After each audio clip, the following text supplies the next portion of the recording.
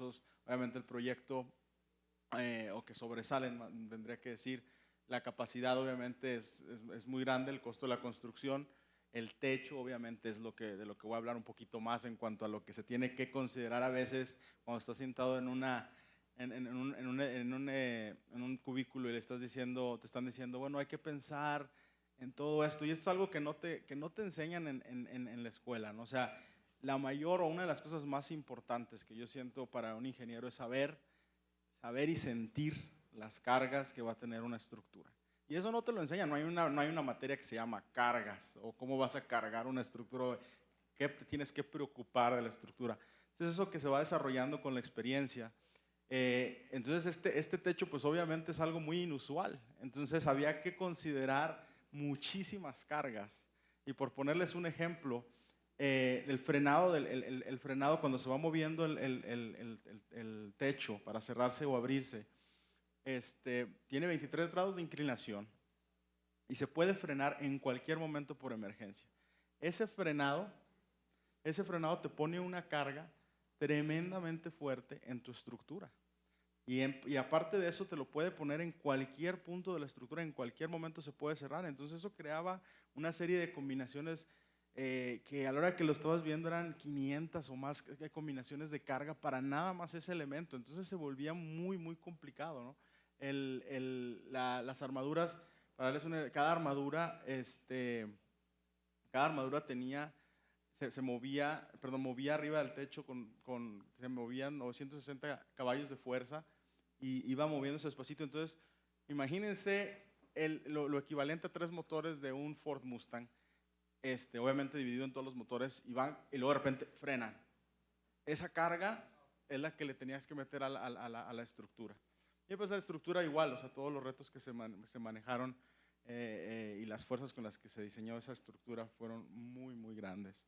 Aquí otra vez, o sea, el viento se diseñó para 130 millas por hora. Se diseñaron y se examinaron más de 30,000 elementos en el estadio, 15,000 nodos, 4,000 elementos de área en el SAP, se utilizó SAP para hacer esto. Y aquí hay algo muy interesante. Aquí la deflexión del claro, en el centro del claro, era un pie que era lo que se iba a deflectar, o sea, un pie es bastante, pero otra vez se tiene que tomar en cuenta la escala, ¿no? O sea, la longitud del pie, de las armaduras, equivalía solamente a una deflexión de la longitud entre 1000, que es una longitud exageradamente chiquita, pero ahí se ve la magnitud de la obra y de la construcción que se está haciendo, ¿no?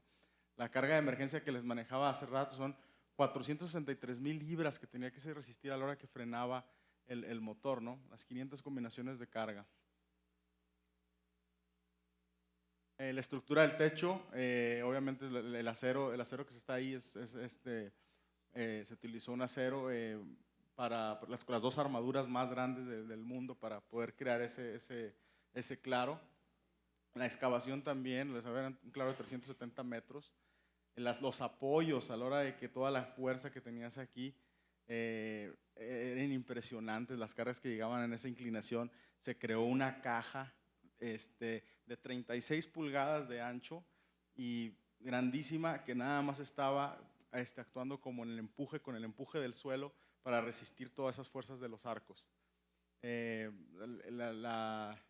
espaciamiento de las columnas del área de donde se sentaban eran más o menos de 13 por 10 metros. Había unas vigas en voladizo que hacían que se pudiera ver esto como que no había columnas ahí. O sea, no puede haber columnas, no, tiene que estar ahí. Y luego pues, me tocó ahí tocar las 21,000 toneladas de acero que se utilizaron, 153,000 metros cúbicos de concreto, las vigas del voladizo, las dimensiones y muchísimos datos muy curiosos, y les podemos pasar la presentación para que la lean con más calma. Las juntas de expansión, otra vez, el radio de curvatura de las armaduras, aquí están, lo que pesaba cada armadura, las pantallas gigantes, lo que pesaban las pantallas que se tuvieron que crear, esas cargas para crear ahí las conexiones, demasiadas cosas que se tienen que considerar, y uno está ahí viendo y el diseño, uno piensa, oye, ¿qué si se cae? Si se cae la pantalla arriba de alguien, o sea, todas esas cosas uno tiene que, factor de seguridad y pues, ¿qué le ponemos? No es algo común, no es algo común. Otro de los proyectos fue un estacionamiento ahí también de 10 niveles, vigas postensadas. Aquí le voy a dar muy rápido, esto no es nada que pueda dejar de leerlo. We're working on other projects as well. We started doing more work in India, working a lot more in the United Arab Emirates and as well as Saudi Arabia and in Abu Dhabi. But there's an interesting project I wanted to talk about, but it was more how I got there. So, sometimes we make pretty poor decisions, and this was one of my poorest decisions I ever made because you'll learn why. This is Malabo. Here is Equatorial Guinea. Here is Bata, and then down here is Kogo. Okay, so I had a meeting with the president of Equatorial Guinea, and he says, I have an island. Oh, okay, I don't. He says, I have an island. He goes, it's called Corisco. I want you to go look at it. He goes, I'll take you in my helicopter on Thursday. Okay. It was myself and construction partner and a local associate. All right, we'll wait. Thursday came around, and we were leaving Saturday. And the president called. He said, can't make it. Our local associate says, well, I have a boat. We can go to the island. Okay. So we take the drive. We go from Bata down to Kogo, which was an experience all on its own, but that'll be next year's symposium. And so we're down here now in Kogo. There's Kogo. There's Corisco, okay? So the plan is we're going to take a boat and we're going to go out to Corisco. This was the boat. Okay, let me show you the picture again. That's out in the Atlantic Ocean. There's no Wi-Fi, so I didn't get to Google anything. I didn't see a map. I'm thinking it's an island. Okay, there's an island. We'll go to the island. So I'm thinking, holy hell, this is where we're going. This is what we're going to, okay, maybe it's just right here. Okay, so keep in mind, like right here, we're in this delta, this river delta. Okay, so that's what you're seeing here. Way out there. So that's the exit out, right? I'm thinking, okay, so the island's got to be, and you can barely see something off in the distance, okay? I'm thinking those are the islands, but it was these little islands right here, okay? Not even halfway there. Now, the second warning was not just the boat, but was the life-saving apparatus. That is the only thing that was on this boat that can float, because nobody else and I was not going to be able to float. So that was it. Third sign was the storm coming in. And I'm still going, yeah, let's go do this. We're all kind of, oh, it's right there. We can get there. So here are the islands. You can see the waves are getting a little choppy. It's getting pretty tough. We get into the island, and we go around the island thinking, that's not it? It's like, no, that's not it. So here's the last sign where I know it's in trouble. This is our captain who comes to the front of the boat and has this look of, where do we go now? So anyhow, this was the last picture I took before I said, I'm putting my camera away. I think it's going to get serious. So there is no island that you can see. There's nothing there. There's absolutely nothing. And we are now getting completely wet. We're wet, completely wet. You know those the pipes, these rails that you see here where they put like a tarp to put shading when they're, fishing or doing whatever. I am holding on like this. Because the boat is, you would be thrown out. I mean, if you let go, we're going to be thrown out. The water's splashing on us. Next to me is Steve, who is my construction partner. And I begin to tell him, I said, Steve, I don't know if you've seen National Geographic, but there's a lot of shark here. I mean, and big ones. I said, listen, if this thing goes over, I said, start swimming with the wind. That's the last time I saw land. You couldn't see land anymore. I said, if this thing falls apart, start swimming. At that moment, two of the guys that were with the captain came over and took the floorboard out and started dumping water out because the boat's now getting a lot of water in it. So anyway, we did this for an hour and 45 minutes. And the whole time I'm thinking, we're going to die. So I'm literally thinking, okay, I got to swim that way. I told Steve, I said, don't wait for me because I'm not waiting for you. I'm not. So anyhow, this is all of us after we got off the boat at the island. I obviously made it. And we waited for the storm to pass and we made our way back. So on the way back to Cogo, you know, you see this beautiful, there's this church, you know, that's there. So I went to church when I got back. I went to that church and I took a better picture of it.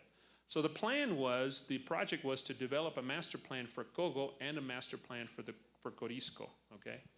So as we did the development, I did a design that was really focused around that church because I'm still praying and thanking God that I made it. So I dedicated this project to that church. So in every picture we did, the church comes out. So, and this was Cogo, and this was, and I'll show you the project overall was, you know, a hotel, a market, you know, office buildings, and just kind of developing it as a marina. And these were just some conceptual images that we did for that. This was the island, some quick space planning that we did for that project. This was all just Photoshop, if you will, just sort of having some fun with some ideas for it. And we just developed some imagery to kind of just talk about the idea. So in the end, nothing has really happened, you know, so it hasn't gotten any further than the studies. En el 2011 fue cuando empecé yo la empresa de M Engineering. Doug fue el primer ingeniero que se unió conmigo. Empezamos a trabajar. Doug, con todas las relaciones que tenía y los proyectos que había trabajado, se empezaron a crear otra vez esas conexiones en donde pues, teníamos la capacidad, y a la hora que muchos me dijeron, oye, ¿cómo le hiciste para que Doug se fuera contigo? Pues muy fácil, le dije, yo diseñé todos esos proyectos y era el mismo trato, tú los vas a diseñar y yo los voy a revisar. Y le dije, bueno, pues está bien, a mí me toca otra vez estar ahí. Entonces a mí me tocó estar mucho, aprendiendo mucho ya, dirigiendo los proyectos y todo, que fue ha sido una experiencia muy, muy interesante para mí. Luego Arturo a mí me dio una oportunidad de trabajar con él, mi primer proyecto independiente, y pues a mí tratando de ser recíproco, le dije, oye, vamos a México, vamos a ver si podemos conseguir algunos trabajos. Nos venimos aquí a Mazatlán, había un proyecto bastante interesante del desarrollo de una isla, él tenía mucha experiencia en eso, entonces pues empezamos a ver el desarrollo de la isla, seguimos trabajando a ver qué se va a lograr ahí. Y de ahí pues nos vamos este fue el primer proyecto, le podemos dar muy rápido, yo sé que el tiempo ya va muy, muy avanzado. A mí me tocó estar involucrado en todas las partes del diseño, en todas las partes de la producción. Fue un proyecto chico, otra vez la relación, Arturo me dijo, ok, te graduaste de Purdue, trabajaste en Walter P. Moore, ¿por qué no? Vamos a darte una oportunidad, un proyecto chico, y ahí se abre la puerta y hay que trabajar muy duro para que esa puerta se mantenga abierta. Después me tocó trabajar en el aeropuerto, hemos estado trabajando en el aeropuerto ya por 2 años y medio, haciendo proyectos como de ingeniería estructural. Estamos trabajando en proyectos para la policía, para la administración. Estamos esperando un proyecto bastante grande que es la Terminal D, que es la expansión del aeropuerto de Dallas-Fort Worth. Esta es una escuela que Arturo que Arturo está diseñando arquitectónicamente, yo estoy diseñando estructuralmente. Entonces ahí más o menos podemos ver el modelo, como esquemáticamente, cómo se ve. Y ahí uno cuando empieza a pensar, bueno, pues qué tipo de estructura voy a utilizar para esta parte, para esta otra parte, para irnos al proceso y al costo de la obra, ¿no? Porque al final el costo siempre está en número uno en la mente de los clientes. Doug, después de estar en el 2011, Doug nos consiguió el primer proyecto en el aeropuerto. Después él se enfermó y falleció en el 2013. Yo trabajé muchísimo con él por 1 año y medio, pues él fue mi mentor, trabajaba todos los días con él, me iba a las reuniones y oye, pues qué me van a preguntar y cómo le voy a hacer aquí, y pues todas las cosas que se pueden imaginar, y creció muchísimo mi carrera gracias a él. And another point where we kind of share something where we come close is Douglas was the lead structural engineer on the George Bush Presidential Library that I spent 2 years working with him on very closely. So when I saw that that Jose had recruited Douglas, it's like, man, how did you get this guy? It's unbelievable, unbelievable. Y ahorita en el 2014, pues este es el equipo que tenemos en Dallas, como ven, de todos lados, de Estados Unidos, de Corea, de Colombia, de Nepal, tenemos un equipo muy diversificado, al mismo tiempo que llevamos trabajando, pues 9 años trabajamos juntos. This is the last slide. So we're working together, chasing work all over Texas and all over the world. So we're right now working with the Houston Airport System, chasing a project there with United Airlines, the Vietnam Ministry of Health for a collection of hospitals, the National Petroleum Board of Ghana, there's a crisis command center, and Liberia National Airport in Africa. So that's it. Thank you all very, very much. Muchas gracias.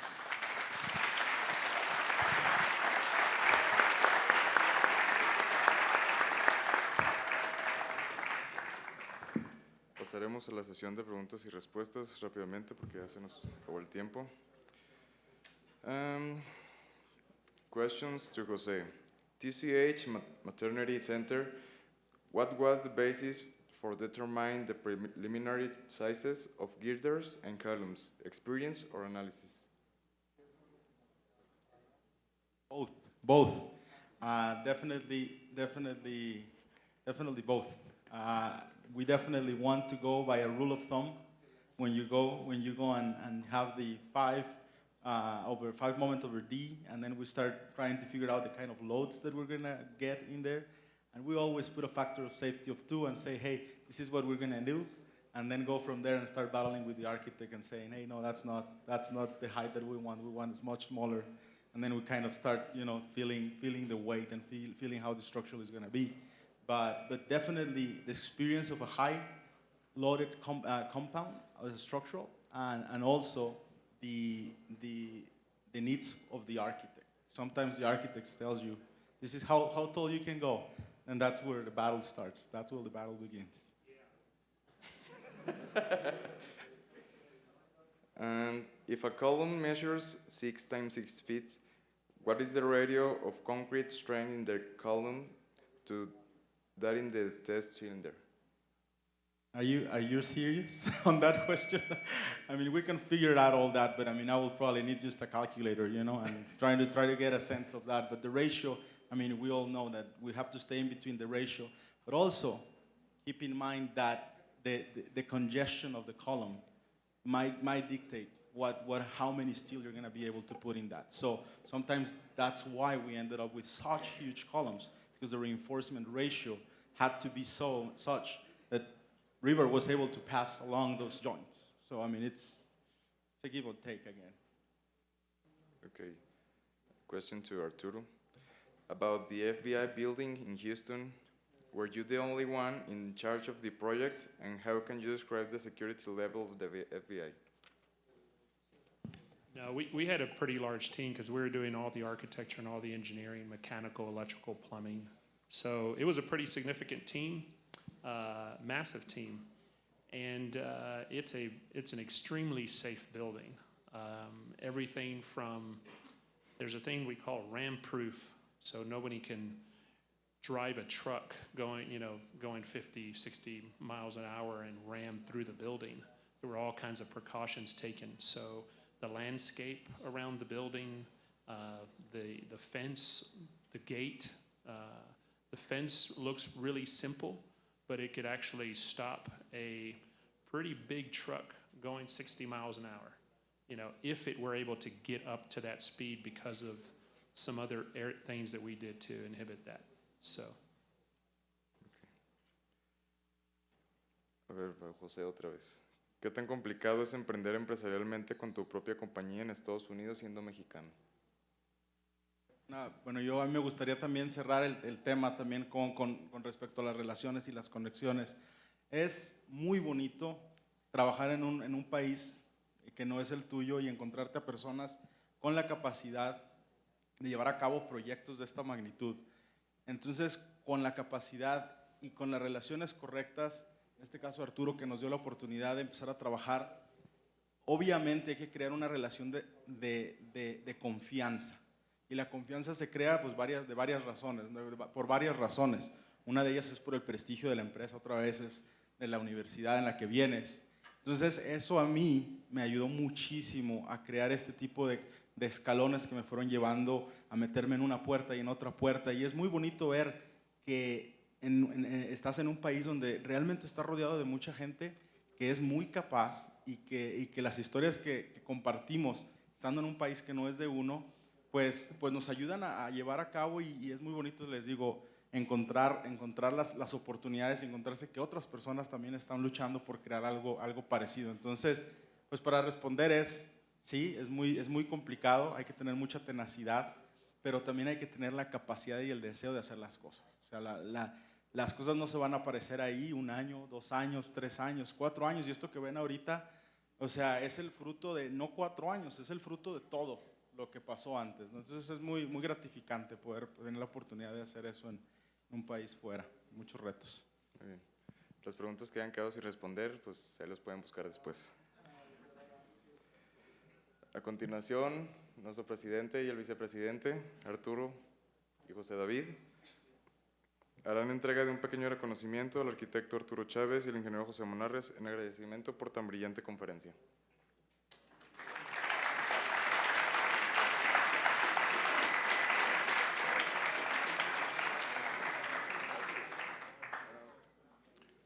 A continuación tendremos un receso de 2 horas. Nuestra siguiente conferencia, Next Generation Earthquake and Structural Engineering Seismic Protection Systems, por el Dr. Juan Jesús Aguirre, comenzará en punto de las 16 horas, para lo cual les pedimos puntualidad.